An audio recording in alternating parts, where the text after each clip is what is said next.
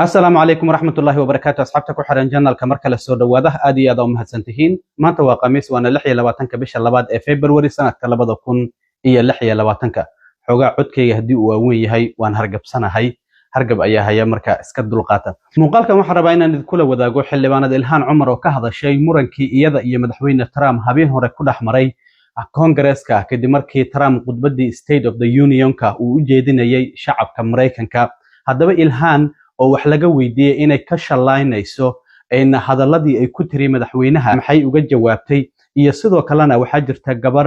intii howlgallada ciidamada Minnesota ay ka wadeen magaalada Minneapolis gaar ahaan gabar muslim ah oo Caliya Raxmaan la yiraahdo oo waliba iyadoo ballan dhakhtar u socota ciidamada ICE intay gaarigeeda xoog uga soo saareen ay xireen ilhaan gabadhaasi ayay Congress-ka habeen hore u wadatay waana laga saaray oo booliska ayaa ka saaray ilhaan oo wax laga weydiiyana arrintaasi maxay ka tiri madaxweyne Trump oo isaguna mar kale yiri ilhaan Umar iyo waliba Rashida Tlaib oo labadii xubnood oo ku qaylinayay markii khudbadda habeen hore uu jeedinayay yiri maskaxdoodu aad ayay u hooseysaa marka waa in dib loogu celiyaa halkii ay ka yimaadeen sida ugu dhaqsiyaha badan arrintaasina qoraal uu bartiisa True Social-ka ku soo qoray waan idin la wadaagaya madaxweyne Trump habeen hore markuu khudbadda jeedinayay waxa uu sheegay in madaxweyne ku-xigeenkiisa uu hogaamin doono dagaalka lagula jiro musuqmaasuqa isla shalay shir jaraa'id ayuu qabtay madaxweyne ku-xigeenka waxana uu sheegay in lacagihii Medicaid-ka oo dawladda federaalka ay siin jirtay gobolka Minnesota laga jaray arrintaasi maxasiday u saameynaysaa gudoomiyaha gobolka Minnesota Tim Walz oo isla maantaba Congress-ka oo midaysan isla markaana uu la hadlayay shacabka Mareykanka waxa si toos ah ugu qaylinayay oo hadaladiisa ka soo dhaxgalayay xildhibaanada ilhaan Umar oo gobolka Minnesota laga soo doorto iyo Rashida Tlaib oo iyaduna laga soo doorto gobolka Michigan asal ahaan waalidiinteed ay Falastiin ay ka soo jeedaan mar uu Trump dhahayay shacabka Mareykanka waa inaan difaacnaa waxa la arkayay ilhaan Umar oo dhahayso adiga ayaa dad Mareykan dilay ayaa tahay been ayaad sheegaysaa ku qaylinayso hadaba waxa jiray xubno badan oo dimuqraadiyiin ah oo khudbadda madaxweynaha aan imaanin Hakim Jeffries oo madax u ah xubnaha dimuqraadiyiinta ee aqalka wakiilada ku jira ayaa waxa uu ku waaniyay xubnaha dimuqraadiyiinta in aysan tagin khudbadda madaxweynaha haddii ay tagaana in ay iska aamusaan oo aysan hadlin arrintaasi marka telefishinka CNN-ka ayaa marka waxa uu su'aal ka weydiiyay xildhibaanada ilhaan Umar ma waxaad ku xadgudubtay talooyinkii hoggaankiina uu idin soo gudbiyay maadaama aad tagtay Congress-ka khudbadda madaxweynaha isla markaana aad madaxweynaha ka soo dhaxgalaysay markii uu hadlayay ilhaan Umar marka waxa ay tiri waxa aan rabay in aan madaxweynaha u sheego in uu markii uu dhahayay shacabka Mareykanka ayaan difaacaya inaan xasuusiyo in maamulkiisu uu deegaankayga uu ku dilay muwaadiniin Mareykan waxay ula jeedaa Alex Brady iyo waliba Renee Good oo ciidamada ICE ay ku dileen gobolka Minnesota waxa sidoo kale la weydiiyay waxa jirtay Biden intuu madaxweynaha ahaa markii uu khudbadda saas oo kale uu Congress-ka ka horjeedinayay oo shacabka Mareykanka uu la hadlayay xubnaha Republican oo saas oo kale Marjorie Taylor Greene ay ka mid tahay oo ku qaylinayo ka soo dhaxgalayay marka waxa la weydiiyay sidoo kale ilhaan Umar maadaama Republicanku hore arrintaasi ay ku cambaarayeen ma ka shalaynaysaa wixii idin dhaxmaray adiga iyo waliba madaxweyne Trump ayaa ilhaan Umar la weydiiyay maya ay tiri arrintaasi kama shalaynayo waxana ay sheegtay inuu mar badan ku celcelinayay in uu difaacayo shacabka Mareykanka laakiin mar kastaba waxaan xasuusinayay in maamulkiisu uu mas'uul ka yahay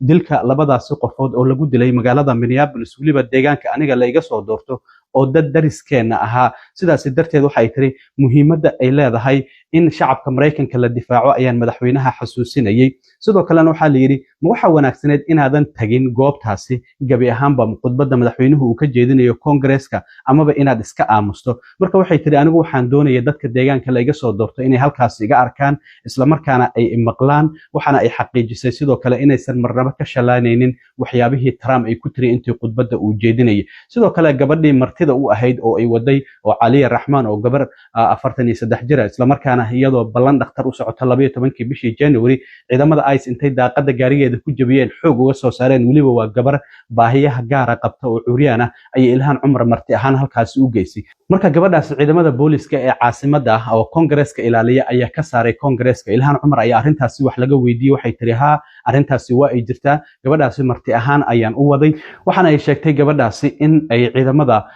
Congress-ka ilaaliya gaar ahaan xarunta Congress-ka ay wadeen isla markaana ay xireen waxana ay xaqiijisay in waliba garbaheeda dhaawacyadii markii ciidamada ICE ay xirayeen ka soo gaaray wali ay qabtay isbitaal ayaa la geeyay waana la soo daayay haddana waa nabad qabta ayay ilhaan cumar ay tiri haddaba ilhaan cumar oo arrimahaasi ka hadlaysay waxa ay tiri No, I think it was really unavoidable. The president talked about protecting Americans, and I just had to remind him that his administration was responsible for killing 2 of my constituents. I do not, and I think many people look at that moment when the president says it is our responsibility to protect Americans. And he does not acknowledge the fact that 2 Americans, 2 of my constituents, 2 of our neighbors were killed. And it was important for me to just remind the American people that the president and his administration was responsible for killing 2 American citizens. No, I think it was really important for my constituents to see me there. It was really important to my constituents to hear that I was reminding the president that Renee Good and Alex Preddy were killed under this administration. Yeah, you might remember Alia Rahman was the disabled woman who was headed to a doctor's appointment when ICE agents broke her window and forcibly dragged her, detained her, and she suffered concussion, many broken bones. And it was really important for me to have her here. And as she said this morning, you know, at the State of the Union, you can do 2 things. One is to sit, the other is to stand up, and she chose to stand up. We know that she was taken to the hospital after she was detained. Now she is back and safe.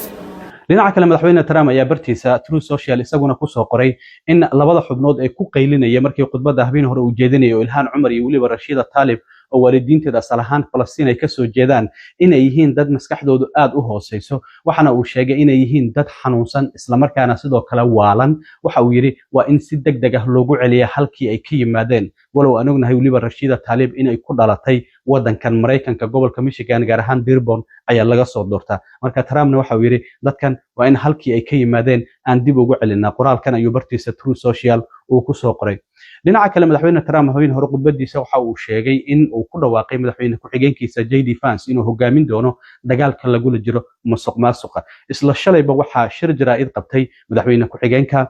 JD Vance iyo sidoo kalena ninka madaxda ka ah Medicare iyo waliba Medicaid oo Dr. Mehmet Oz la yiraahdo waxana uu sheegay in madaxweyne ku-xigeenka in uu ku dhawaaqayo in si ku meel gaar ah loo joojinayo lacag ilaa $500 milyan oo dollar ka badan oo dhinaca Medicaid-ka oo dawladda federaalka ay siin jirtay gobolka Minnesota waxa uu yiri lacagtaasi waan joojinaynaa ilaa iyo gobolka Minnesota uu ka soo baxo waajibaadkiisa la xiriira la dagaalanka musuqmaasuqa waxa uu sheegay adeeg bixiyaasha horey gobolku lacagihii waa uu u siiyay oo dadka adeeg bixiyaasha lacagtaasi way haystaan laakiin waxa dawladda federaalka ay joojinaysaa lacagihii gobolka Minnesota ay siin jireen ilaa iyo gobolka Minnesota uu ka cadeeyo halka uu ka joogo la dagaalanka musuqmaasuqa haddaba waa kan madaxweyne ku-xigeenka JD Vance oo arrimahaasi ka hadlay We're announcing today that we have decided to temporarily halt certain amounts of Medicaid funding that are going to the state of Minnesota in order to ensure that the state of Minnesota takes its obligations seriously to be good stewards of the American people's tax money. Now, what is this going to mean? What this means is that, first of all, the providers on the ground in Minnesota have actually already been paid. The state has paid those providers the money. What we're doing is we are stopping the federal payments that will go to the state government until the state government takes its obligations seriously to stop the fraud that's being perpetrated against the American taxpayer. dhinaca kale baarlamaanka gobolka Minnesota ayaa waxay ka doodayaan sharciyo kala duwan oo qaabkii musuqmaasuqa lagula dagaalami lahaa dhinaca dimuqraadiyiinta waxyaabaha ay soo jeediyeen waxa kamid ah sharciyada ay doonayaan in lagula dagaalamo in la badiyo in la booqdo hay'adaha adeegga siiya dadka loo adeegayo oo markastaba booqasho lagu sameeyo sidoo kale background check in lagu sameeyo hay'adaha adeeg bixiyaasha oo iyagu dadka doonaya adeeggaasi inay siiyaan iyo in la casriyeeyo kombiyuutarada duqoobay ee gobolka uu ku shaqeeyo qaabka systemkaasi gabahaanba in la bedelo iyo sidoo kale in la sameeyo hay'ad la dagaalanta musuqmaasuqa dhinaca Republicaankuna iyaguna waxa ay doonayaan in la sameeyo xafiis madax bannaan kaasi oo u xil saaran la dagaalanka baarag guud in la sameeyo oo u xil saaran la dagaalanka musuqmaasuqa sidoo kale gudoomiyaha gobolka Minnesota Tim Walz oo isaguna ka jawaabay hadalkii shalay ka soo yaray madaxweyne ku-xigeenka oo sheegay in dowladda federaalka ay joojinayso lacagihii Medicaid-ka ee gobolka Minnesota la siin jiray ayaa wax dalbadeen waan qabanay laakiin ma doonayaan inay eegaan marka waxa yiri Republicaanku haddii ay dhab ka tahay in musuqmaasuqa ay la dagaalamaan waa inaan wada shaqeynaa laakiin waxa uu sidoo kale sheegay maxaa iska galay lacagahan Medicaid-ka ee la joojiyay la dagaalanka musuqmaasuqa lacagaha kaararka caafimaadka ee la sii jiray carruurta haweenka uguurka leh iyo waliba dadka da'da ah iyo la dagaalanka musuqmaasuqa maxaa iska galay waxa uu yiri hadda sharciyadan ayaan soo bandhignay isla markaana waxa aan doonaynaa inaan la dagaalano musuqmaasuqa laakiin maamulkan Trump waxa uu wadaa yiri argos iyo waliba qalalaasa kala dhaxeeya gobolka Minnesota laakiin muhiimadoodu ma ahan ayuu yiri la dagaalanka musuqmaasuqa haddaba waa kan gudoomiyaha gobolka Minnesota Tim Walz oo isaguna maanta shirkiisa jaraa'id uu qabtay uga hadlayay arrimaha hanjabaadda ka soo yeertay dowladda dhexe iyo sidoo kalena sharciyadan cusub oo lagu la dagaalamayo musuqmaasuqa oo gobolka baarlamaanka uu u gudbinayo. Right now it appears to me that the Trump administration is not serious about that. They're continuing to try and wage this conflict against Minnesota. There's nothing in their plans that works. I continue to hear from the legislature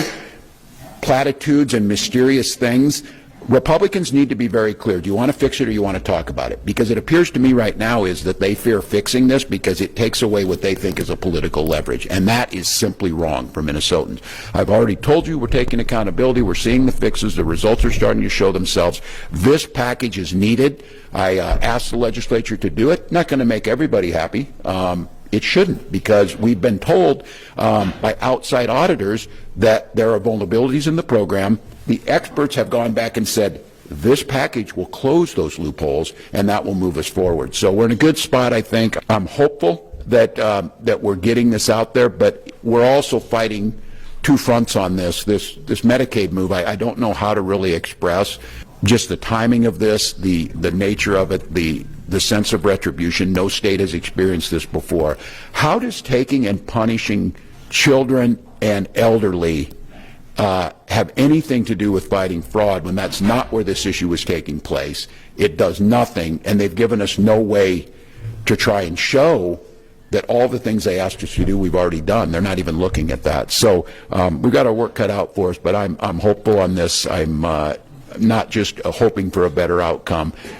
We planned for a better outcome. aad iyo aad u mahadsantiin asxaabta intaan mar kale kulmi doono waa saaxiibkiin cilmi waaro idin leh sida iyo nabadgelyo